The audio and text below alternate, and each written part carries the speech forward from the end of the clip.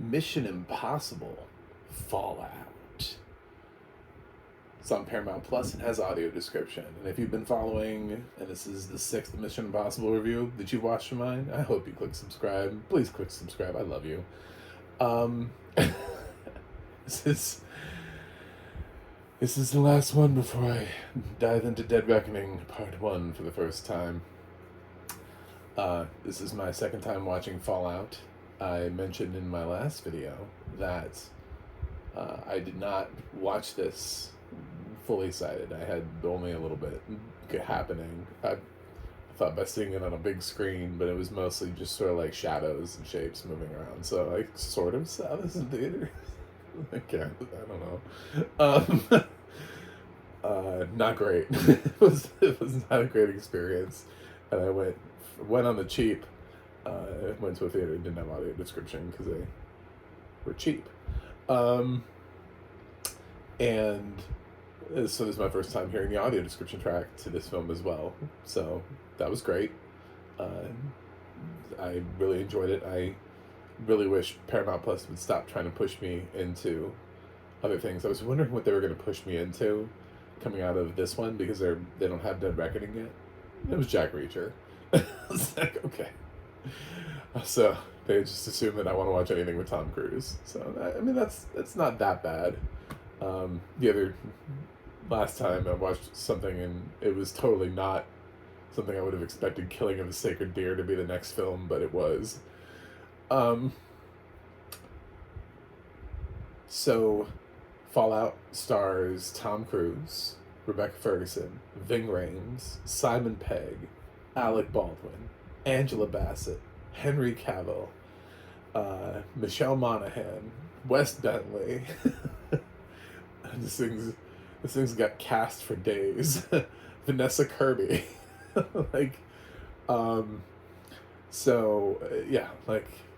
Everyone came back for this one, and well, for the most part, I mean, everybody came back. Everybody, well, I don't want to say alive, because I think Cruise has some. I think Ethan Hunt has some women back there that have survived. You know, there's no Paula Patton here, so, and no Jeremy Renner, no Tandy Way Newton. Otherwise, yeah, this is fun. So it's interesting to see these 6 films in a row, because I don't think I quite picked up on who Vanessa Kirby was until this viewing of it. And then when she was talking about Max and having that information passed down in the big speech that she has, I was like, oh my god, this is Vanessa Redgraves. They went with Vanessa Kirby. Wow, that's a nice tie-in all the way back to the first film that just kind of you don't quite get until you really have immersed yourself in the franchise. I didn't get it the first time around. I totally forgot about Vanessa Redgrave's character and what she was named and everything in the first film. So I was just like, the White Widow, yeah, Vanessa Kirby, cool, she's in this film. I don't know who Max is, but good for her. So the plot basically revolves around Tom Cruise has a lot of nightmares about the fact that he let Solomon Lane, who's I should also shout out Sean Harris, because his work as Solomon Lane is, while it's kind of muted, he is good at being creepy, and he does do a lot in both Rogue Nation and in Fallout. And I love that Tom and Christopher McQuarrie, who is the first director to return to direct a film in the franchise, decided, hey, we had something going here, let's see where this goes. Because for the first time, there's not this jarring reset button where it's like if the style changes, we have like some weird time jump, Ethan's doing something else completely different. Everything just kind of makes sense. And it actually felt really good watching those 2 films back to back, because there was more coherent storytelling, and you can see where this plays out. And they still introduce a new villain. There's still a guy that Tom Cruise has to deal with that some mysterious figure that is tracking them down. So, yeah, it sort of feels like it all comes together, and I don't know how much of this bleeds over into Dead Reckoning, but I feel like they wrap up most of it here, so we'll see. Um, but it's interesting to see them even reach back with Max to the first film with Vanessa Kirby. So lots of callbacks happening here. And Ethan and his crew basically are tasked with, you know, getting this plutonium back that they were unable to get the first time, and they have to go through a buyer, and things don't quite go the way that they're supposed to, and he ends up getting a babysitter from the CIA. The director of the CIA here is Angela Bassett. Alec Baldwin is now the director of IMF, and well, not the director of IMF. I mean, he has a job, but he's also the person IMF reports to, because Jeremy Renner's not here. And Bassett assigns Henry Cavill, and we're going to take a moment for all the Zack Snyder fans. Hello. I realize what this movie means to you. This is the movie that is the bane of your existence because it gave you all of those weird upper lip shots of Henry Cavill in Justice League. So, yes, it makes me giggle thinking about that, thinking that his mustache was so integral and so important to this, that when he went back to do reshoots in Justice League, that he couldn't shave the mustache. So they had to digitally alter the upper lip, and it looked weird. It looked bizarre. So, yeah, our technology has not quite come as far. I think there are Zack Snyder fans that have downvoted this film simply because of that. I think there are people who resent Henry Cavill for being busy with something else when he went to do reshoots. I would not be surprised. I don't think there's that many. I'm not going to say the entire army of Zack Snyder, but I bet there are a couple people, because I've met some really devoted Zack Snyder fans. That man could run for political office. He would have at least 5 people standing there in the audience yelling, being like, "Yeah, we want the Snyder Cut of the government." He'd have at least a couple people. So,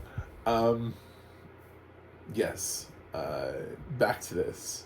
I don't know. I'm gonna take a lot of tangents on this because there's a lot of funny things to think about here. So the Henry Cavill thing, I addressed that, and the what I love about this movie, and I'm trying to avoid spoilers, is that there's something that happens in this film that if it didn't happen, like, the film would basically just. I wonder what that film would be like. I want to see Mission Impossible, the alternative Fallout cut. Like, what does that film look like? And it involves, I'll just say, an alternate ending to how the parachute scene works out for them. Had that scene worked out differently, I wonder what this film would have looked like and how it would have played out. All things considered. I do, because I think that was something that was unplanned, and I think that had something else changed, that I think that movie is interesting, and I want to see it. I do. I really want to see Mission Impossible, the alternate Fallout cut. I hope there is one. Please just make one. Just come back around later on, be like the Snyder cut of Mission Impossible, and just give a different ending to that sequence. And then what happens next? I really want to know. I want to know where this movie would have gone. So, yeah. So there's that as well that I find it incredibly intriguing. There's Ilsa is back which is great for her. Like, kudos to being a female returning. They didn't feel the need to add a new one to the series. There isn't. Vanessa Kirby's character arguably is not on the same level, either in screen time or her abilities. She's not connected to Ethan nearly the same way that Ilsa is. So Rebecca Ferguson basically just said, nope, we're not adding anybody. I'm back. No more women. And of course, I already mentioned that Michelle Monaghan, and Michelle Monaghan makes a cameo. Of course, she's lightly made cameos before. He kind of went and like stalked her outside of something in one of the movies. I kind of remember at the end he was kind of like looking out for her, trying to make sure she was okay. There had been hints that he kind of like checks up on Julia before, so I think she's always going to be a presence in the Mission Impossible franchise just because of how connected he is to her, and just protective of her. How he feels like had he never met her or married her, that her life would never be in danger. So I think he's always just going to be,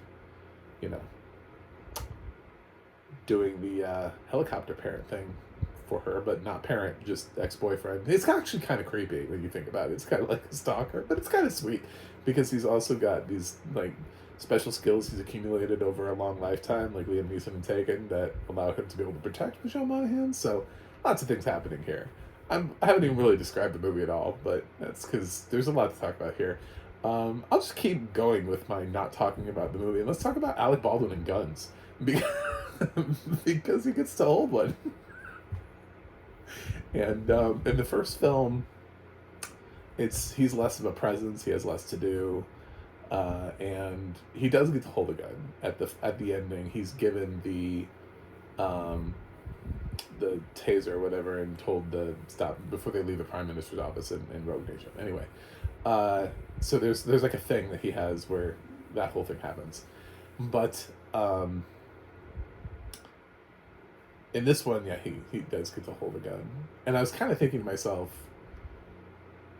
he held a gun here. How many other times has he done that? And like, what was going on the other set? Like, what was different this one time for him that like hasn't been different in the oodles of other times in which he's held a gun? So was this one not loaded? Like what like what is he? I want to see the other clips of footage of him in the scene. Is he, when the camera's not rolling, is he pointing the gun around at people, or is he just standing there like a normal person? Very interesting thoughts, because I immediately was like, oh, he's holding a gun here and everything's fine. So he's competent at holding. What is he? Is it Alzheimer's? Like, does he have Alzheimer's now? What's going on with his other stuff? So, it's funny how now you think about things like that. It's when real life things happen, and then something in a movie pops up. It either doesn't age well, or there's a character that makes a joke about something, and then later on you find out like you have an actor who has like a drug addiction problem, and then like they make a joke about it, and then you find out later on they actually have a drug addiction problem, and suddenly watching that movie they made 5 years before just isn't as funny anymore. All those kinds of things just come back around, and I definitely in that scene was sitting there thinking, wow, he's holding a gun. Okay. And moving on from that. So, Angela Bassett, great addition to the cast. I obviously think she's now in charge of everything. I think we just keep rotating through. No surprise. I mean, I'm trying not to spoil anything, but the fact that Baldwin is even in 2 films as the head, when you look at the rest of the franchise, it's just, I mean, he was never going to stay around. Nobody has been in charge of anything for that long with IMF. This is Ethan's world, and he doesn't need anybody to tell him what to do. And he keeps getting disavowed and Man Without a Country, and they keep mistrusting him and keep thinking he's a double agent in virtually like every film. So he has no trust with anybody. He can't build trust. Um, so we'll see. We'll see what his working relationship is with Bassett, who I'm assuming returns from Dead Reckoning. Haven't looked. I like to go into these things cold. Best thing about movie trailers not being audio described on the whole, like in general, they're not. There are a few that you can watch on YouTube that have audio description. I'm not gonna say that no trailers are ever audio described. A lot of them are not. Is that I just got used to not watching them anymore, and now I just get to be surprised by everything. And there are no plot spoilers for me in any of the trailers, nothing like that. I'm just like, wow. So with Fallout, yes, there are a lot of big stunts, big action sequences, stuff involving helicopters, chase sequences. One in particular that I'm sure Tom Cruise wishes he probably could have rethought. This is the film where Tom Cruise did actually injure himself and had to take some time off and have his leg looked at. He has a rooftop jump sequence where he didn't quite land it, and he kind of he hits the side of the wall and pulls himself up, and it was a little real, and they actually kept in his limping off. Like there's a little bit of a limping that he does when when he pulls himself. It was real. It's because he had shattered the bones. And then they had to, obviously, so he was a consummate professional and took the pain, the immense pain he was probably in that situation, and pulled through. But then they had to stop, and the doctors took a look at him, and he had some recuperation time in Fallout. But I wouldn't be surprised if he actually shot some of it while he was actually in like a cast or something like that. You know, they couldn't find scenes to shoot where he's just like, you know, waist up, or you know, probably the helicopter sequences and stuff when he's flying a helicopter and he's not required to stand.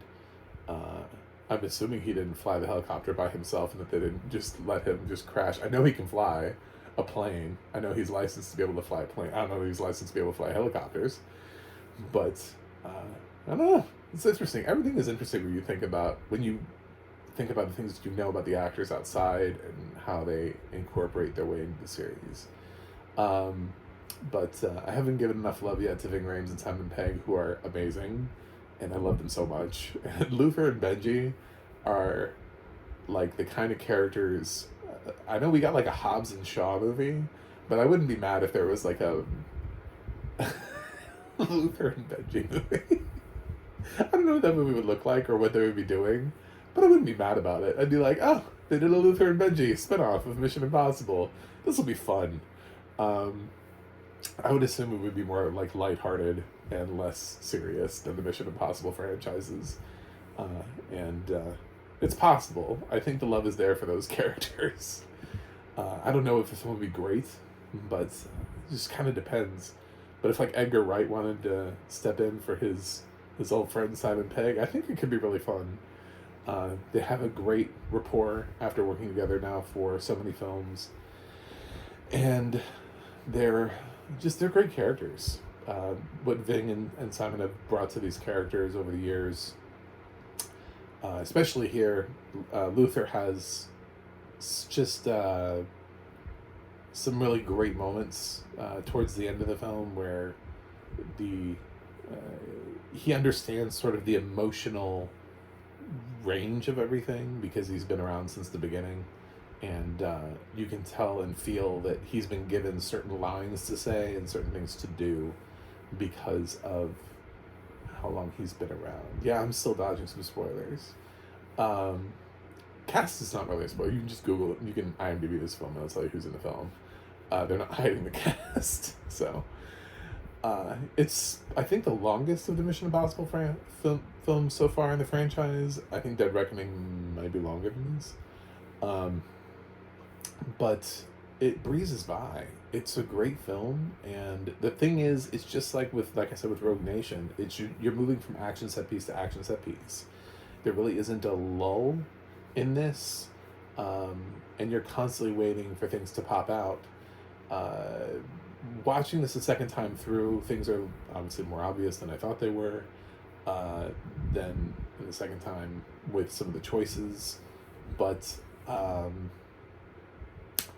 there's still some things that are really cool that get pulled off that I enjoyed immensely, and I love this franchise. Even the lowest grade I gave a film was Mission Impossible 2, and at a B minus, and everything else has been way up. So yes, if you haven't sat through all 6 Mission Impossible films, there's something really rewarding about it. We'll see how it bleeds into Dead Reckoning. Um, Audio description on this is, once again, I actually, a lot of things made more sense to me because I didn't really see this very well. That's an exaggeration. I barely saw this when it was in theaters. And having the audio description really just had some things come full circle for me as to who and what was happening and who was looking at what. And because sometimes they cut to somebody who's, checking things out, but they're doing so on the down low, and you don't really know who that was, and you can't really see it on screen, even with barely any vision left. So, I mean, like, a lot of things just kind of fully shape themselves a little bit more. I think I was before rewatching this, I was in the sort of like, is Rogue Nation better than Fallout? Is Fallout better than Rogue Nation? Couldn't really tell. I think they're really close to being the same. They feel like they complement each other so well. Like wine and cheese, everybody's always having wine and cheese, or tea and biscuits, Just 2 things. Fish and chips. Rogue Nation and Fallout, they just go together so well and feel like perfect extensions of, and I just can't recommend this film enough. So it's amazing that it's been this long and the franchise is still this good and feels this fresh. This was over, at this point, the series was over 20 years old. So, and it had already broken the 20-year mark by the time Fallout came out in 2018, because Mission Impossible came out in 1996. So this was 22 years later. He makes them slowly, too. So instead of rushing to cram all the films in the franchise in, in less time, we've had 10 Fast and Furious movies, and now we're on the 7th Mission Impossible. So, yeah, there's something to be said for the fact that he does actually make sure these films are well crafted, but or at least well thought out. So I'm going to give Mission Impossible Fallout an A. Please click that subscribe button. I really want to break 200 this year. And I want to be able to talk about audio description in front of more people. And I also have a website, MacMovieGuy.com. You can follow me on X or Instagram at MacMovieGuy. You can go to the Audio Description Project, adp.acb.org. It lets you know what has audio description and where you can watch it. And you can go to theadna.org. That's the adna.org. It'll let you know who's narrating your favorite films and television series. That's it for me today. I will review Dead Reckoning Part 1 and let you know. It'll be my first time. See you guys on the other side.